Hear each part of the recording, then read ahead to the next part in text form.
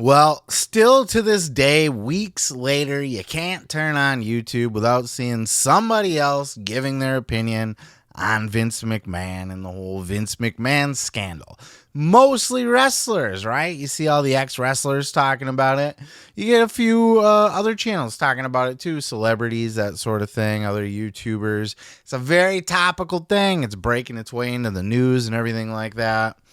But you know whose opinion I really wanted to hear about this? Who I really wanted their take on the Vince McMahon scandal? Insane Clown Posse. Check out this clip. We know, according to what's being he's being Laurinaitis sued for or whatever, is involved. Is it Vince pooped on her head, man? All I'm saying is Lucky Andre's not still around in there shitting on bitches. Let's clarify Man. that.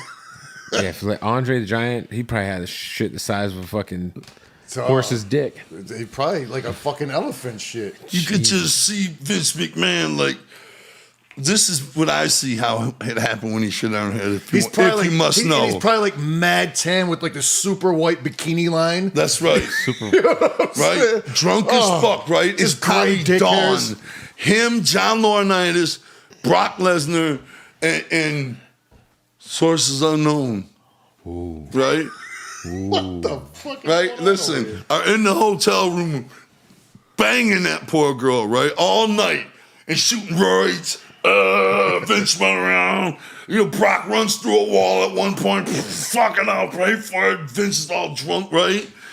You're gonna fuck him. And she's like, okay, you know, John She ain't just Laurinaitis like, okay. it. She's like, all right, fuck. No, this is what's Okay. happening, Joey, and the thing. John Laurinaitis is hitting it, spanking that ass or whatever. Vince is like, yeah, you belong to me. You know what? Come here, learn out. Come here, guys. Oh.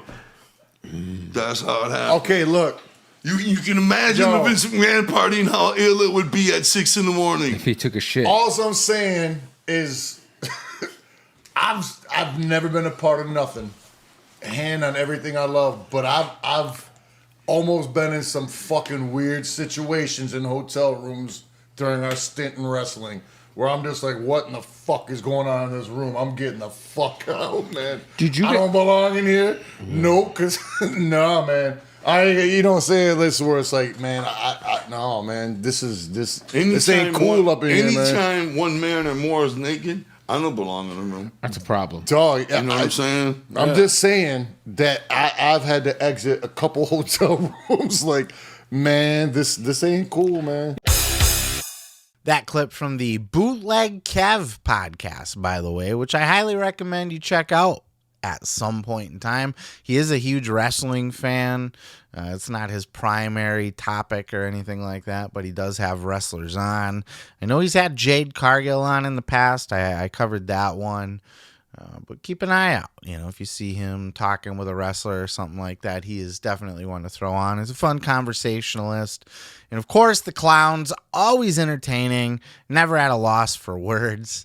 And former wrestlers. They've been around Vince. They've worked for Vince. They famously said the most nervous they've ever been meeting anybody ever. Any celebrity, of all the celebrities they've met, worked with. Everything they've always ever done in their entire career, the most nervous they've been was meeting Vince McMahon. God damn it. You get Violent J's play-by-play of what may have taken place in that hotel room. Of course, he's got Brock Lesnar in there as well. I don't think Brock was that involved. Brock wasn't involved at all. That's the problem with misinformation on the internet, by the way. How many people just think Brock was triple gangbanging fucking orgy fucking this chick with Laurinaitis and Vince like Violent J does here? Completely wrong. Completely inaccurate description of what may have gone down. But look, he's an insane clown, so I don't know what you want from him exactly. I don't know what kind of take you were looking for from the clowns. But that was about right. That was about spot on. What you would get. I'm an old school juggalo. I've been to lots of Insane Clown Posse shows. I wrote a book, The Gathering, A Bold Journey into the Belly of the Juggalo Underworld. Cheap plug. Links are all down in the description below, where you can get it on Audible, paperback, hardcover, Kindle, whatever the fuck you like. It's got a 5-star rating on Audible, 4 on Amazon because people are bastards there. Sidebar. Did I do this whole thing just to sell a book? Perhaps. I don't know. No, I love the clowns. I love the clowns, and I love when they talk about wrestling. I love when those worlds collide. They grew up huge wrestling fans. Those not familiar with Insane Clown Posse wonder why they were in WWE for the time they were and that sort of thing. They grew up wrestling fans, and in fact, they started professional wrestling before they started rapping. That's right. They were both trained indie professional wrestlers well before they started becoming rappers. It just so happened that the rap thing took off and the wrestling thing not so much. And here we are, you know. Maybe the reverse of Hulk Hogan, right? Hulk Hogan was going to be a rocker, but then fucking his band pussed out on him, so he became the greatest wrestler that ever lived. If you listen to his side of the story, you know, could have went either way. Clowns, but they did end up getting to spend some time in wrestling in all of the feds. You know, they got their own federation as well, the Juggalo Championship Wrestling. So they're doing, they love it. They love the wrestling stuff, and it's always good to hear their take. It was a funny take. Don't take any of it with any kind of seriousness at all. That's not what happened. But I do love the speculation of the Andre the Giant size shits. It's a good contribution from Shaggy 2 Dope, while Violent J is going down the play-by-play of the hotel room scene, Brock busting through walls and shit. Now you know why they're insane clowns. That's them, folks. That's how they do. Fun stuff. I love it. If you're a juggalo, give me a whoop whoop in the comments below and buy my fucking book, please. It's a good book. I promise you'll love it. Stop it. But yeah, fun little story here. Bootleg Kev does great interviews. Like I said, if you see, go back and check out that Jade Cargill interview. That's where I started to like Jade, by the way. I think that was the first full, and then she did the Breakfast Club too. Which was another full-length sit-down. And that's where I really learned, one, I like this chick. She's likable. She's cool. But also she's smart. She gets the business. Like, she gets what she's doing. And, you know, it's not a stepping stone to something bigger or anything like that. And, man, I don't know. She's just very likable, very cool, very smart. And that has absolutely nothing to do with the clowns, but Bootleg Kev, check out his podcast as well. That's all I got for you. Let me know your thoughts in the comments below. Peace, love, and pizza. Hit that subscribe button.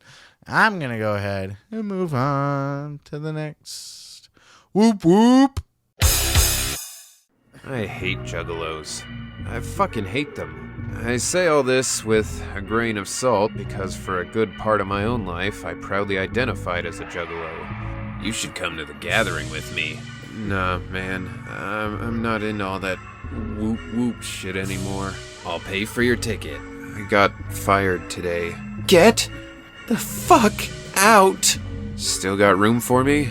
Spikes, slow the fuck down! Cops! Fuck your sleep. Fuck your sleep. Fuck your sleep. The savages started closing in with their tiki torches and war paint. Shit. Run! You guys got a dead body here already? Even the aliens were throwing shade. It was pure panic and intense horror. There was a guy I saw got chopped in half. I had nothing left to go back to. You alive? Yep. The Gathering. A bold journey into the belly of the Juggalo underworld. Let me tell you something, brother. You can check out full episodes each and every Sunday right here on this channel, dude.